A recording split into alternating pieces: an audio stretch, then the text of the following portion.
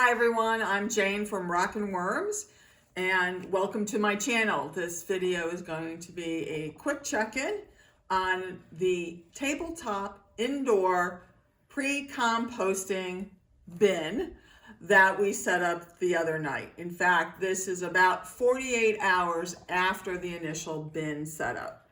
So let's take a look and see where we are. First thing you might notice is I have a different cardboard cover on it than I did when I first started. The first cardboard cover wasn't quite encapsulating the top of the bin like I wanted it to. Basically, you want it to fit inside the vast majority of your bin. Little gap on the side is fine, but the other one was gappy everywhere, so I didn't like that. So let's take this off and get inside the bin.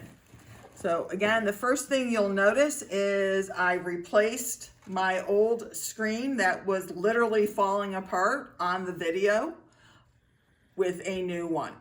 Now this is oversized on the length, and I did that on purpose because I'm going to show you again, a little trick on how to get into your bin without getting shred all over your house.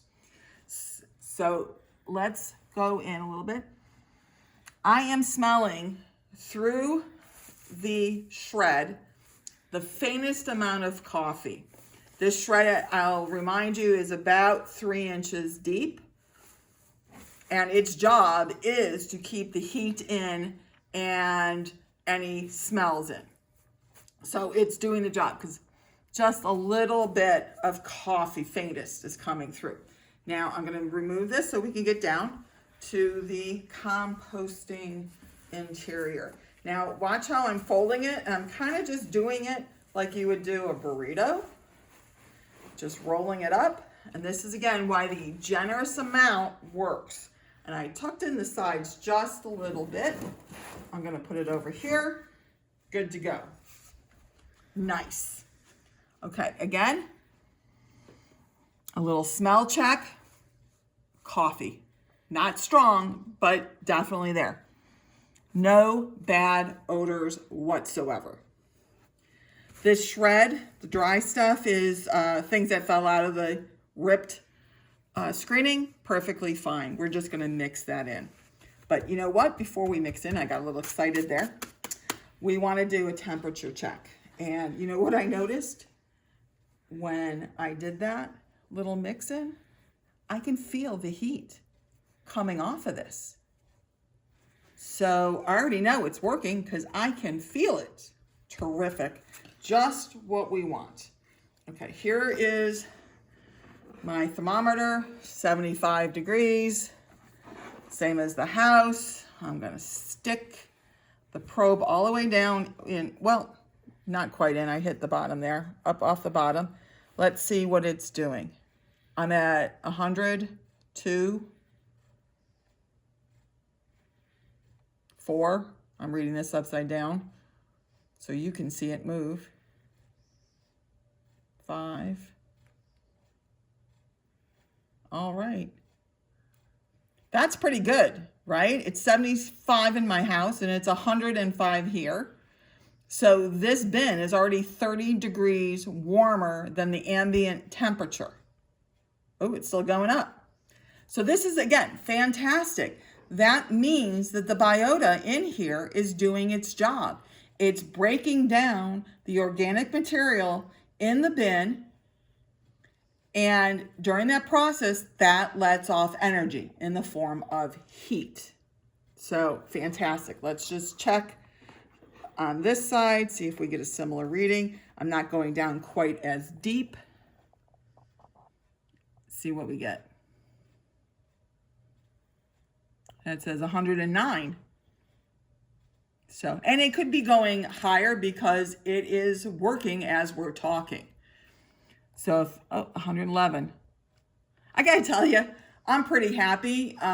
48 hours to get up to this type of temperature already is fantastic.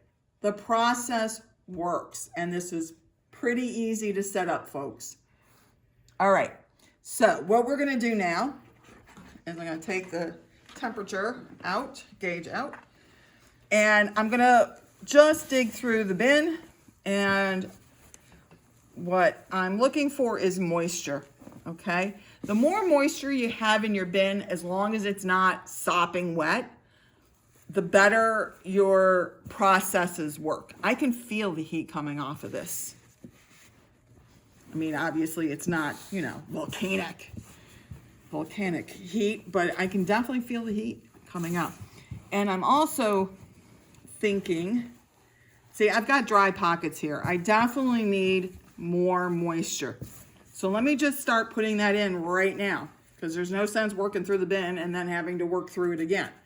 So when I set up the bin, we put in about 1.75 gallons of the vegetable juice, vegetable slop. It's pureed vegetables with liquid I got from cans and juices and things like that. So I'm going to add in more liquid, nice generous amount, and then work it through. You can see some chunks coming out. I have corn in here, I think, the leftover. Oh yeah, here it is. Some of the leftover corn from the other night. Oh, here it is all over here.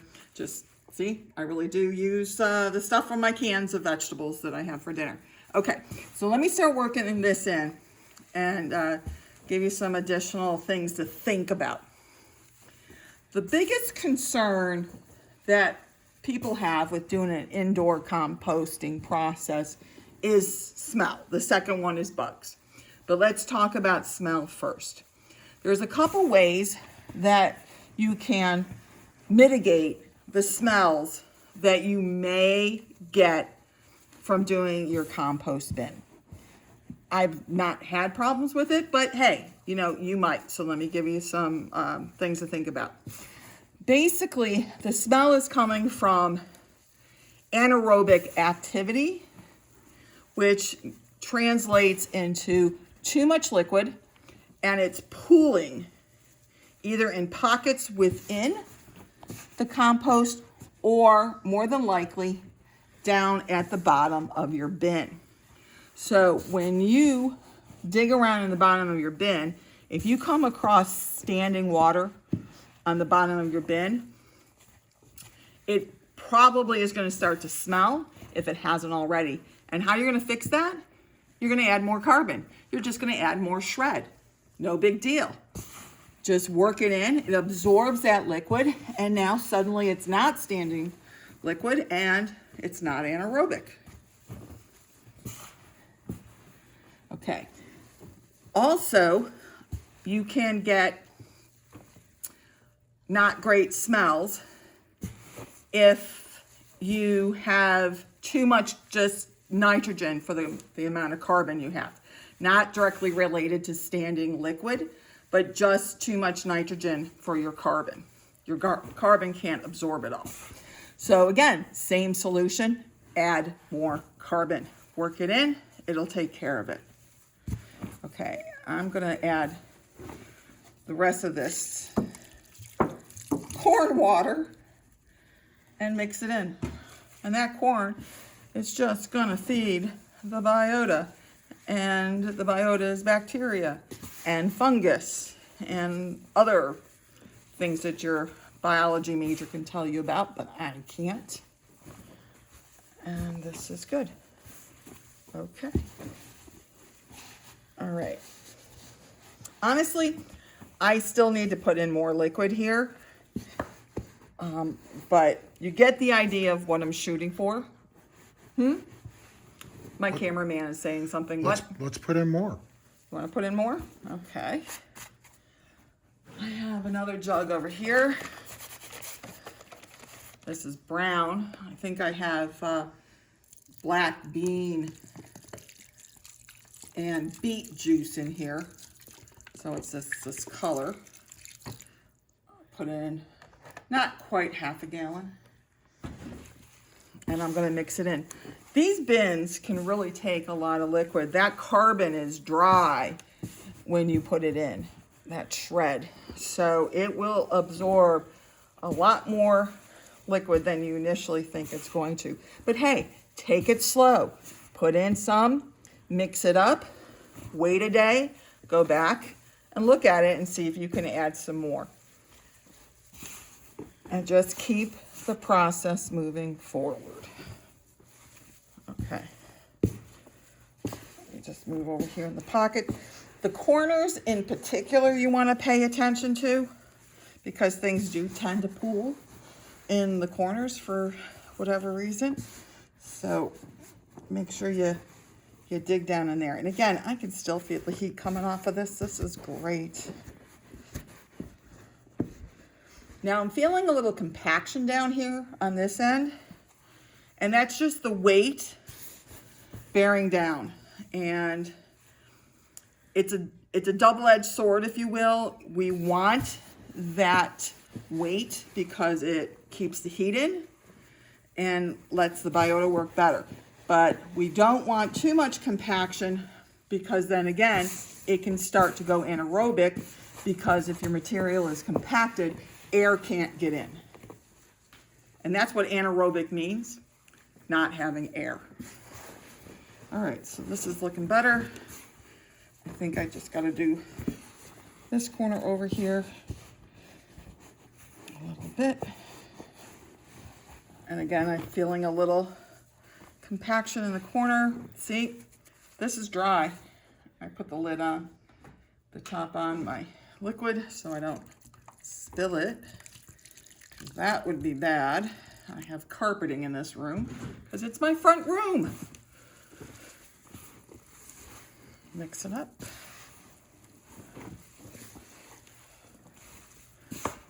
I want to get down just a little bit more in the corners and mix it up. And then take a little moisture test and see where we stand.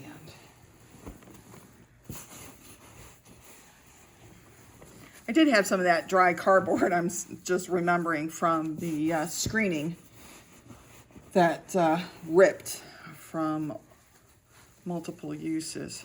So that cardboard here can use some liquid on it.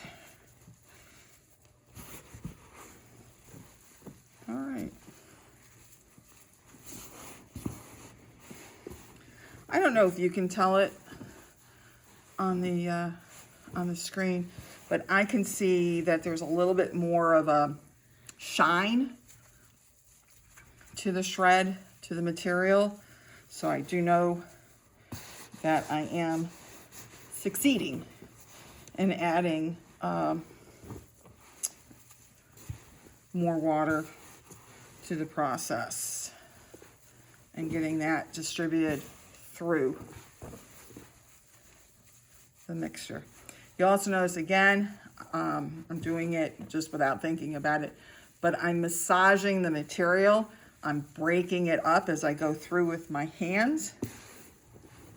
And that's again to reduce any anaerobic pockets. The other thing I want to mention is you might notice that I'm wearing these gloves as opposed to latex gloves, which is what I normally use when I work with my worm bins. But I found that a thicker glove somehow protects my hands more, and my hands don't cramp as much if I'm, mixing a bin for, an hour, which I wouldn't be doing on this bin, but I do have bigger bins that I do this process on, and it can take me an hour to mix them, and, my hand starts to cramp after a while. But I found that, again, the thicker gloves help that not happen so much. Okay, I think this is looking pretty good. Let's do a quick little test here. Let's see if we got some moisture.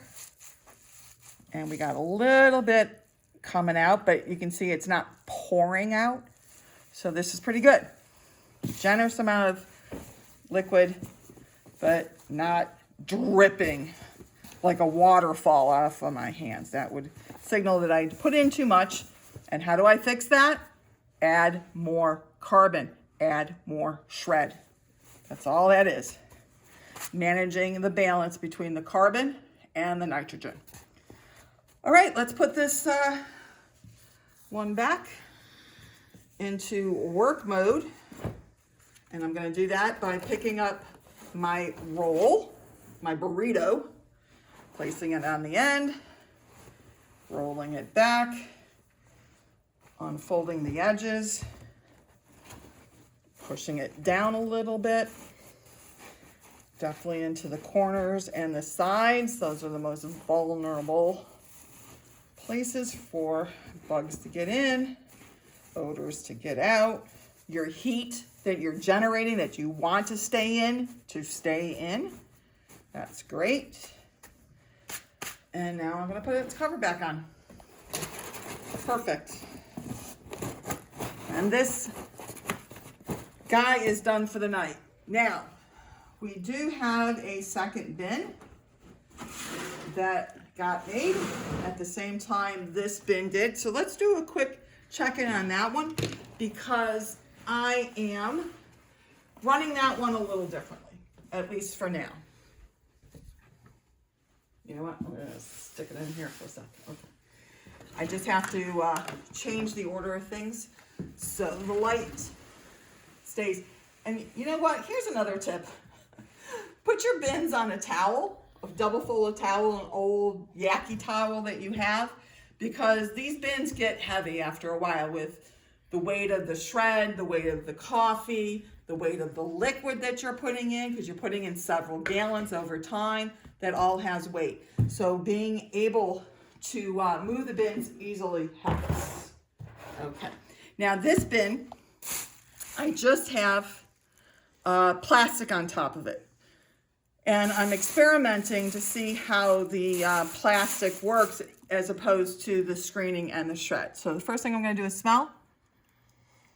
I can smell the coffee, and I would say it smells a little bit stronger than the smell that I had in the first bin. So maybe the plastic isn't keeping what's in the bin as much as the screening and the shred. I don't know. It's close, but it's something for me to think about.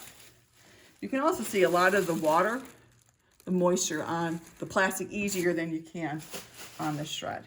Again, you know, coffee, not that bad. So maybe the plastic's gonna be okay. All right, let's do a little chicken. My AC came on, so now it says it's 83 in here. Let's see what the bin temperature is. What I wanna see is, does the plastic cover help or hinder or make no difference versus the screening and the shred? What are we up to, 82? This bin certainly isn't heating up as much as the first one.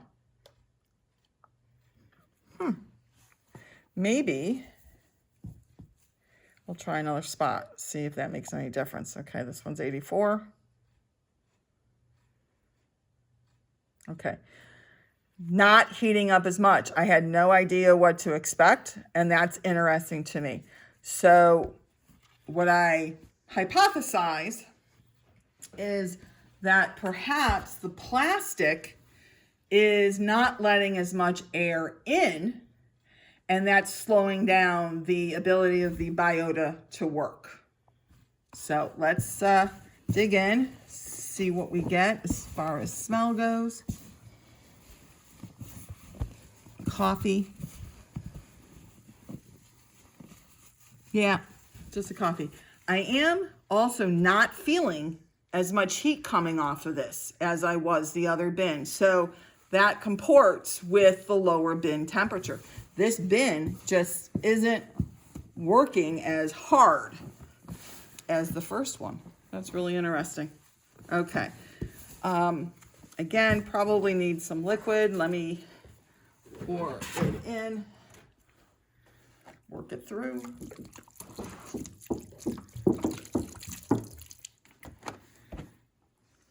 And we're just gonna mix this in really quick. Now, I think what I'll do is leave the plastic on for one more check-in at a minimum and see if the difference in temperatures continue. because if this bin remains lower in temperature than the first bin, even though they were made at essentially the same time and made with similar amounts of material, I'll probably do some modification on this bin to get it working faster. And if and when I do that, I'll bring you along. So again, you can see how you can, work with your bin and get it performing as it should be. Okay, again, let's do a little moisture test. Yeah, pretty good. Okay, so we're just gonna finish this one up a little bit quicker than the first one because we can. So I'm gonna put the plastic back on.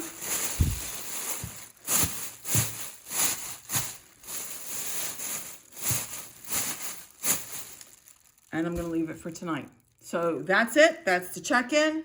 Hope you found this informative and enjoyable. And I will see you probably in another 48 hours for another check-in. All right. You have a good night. Yours in the dirt, Jayne.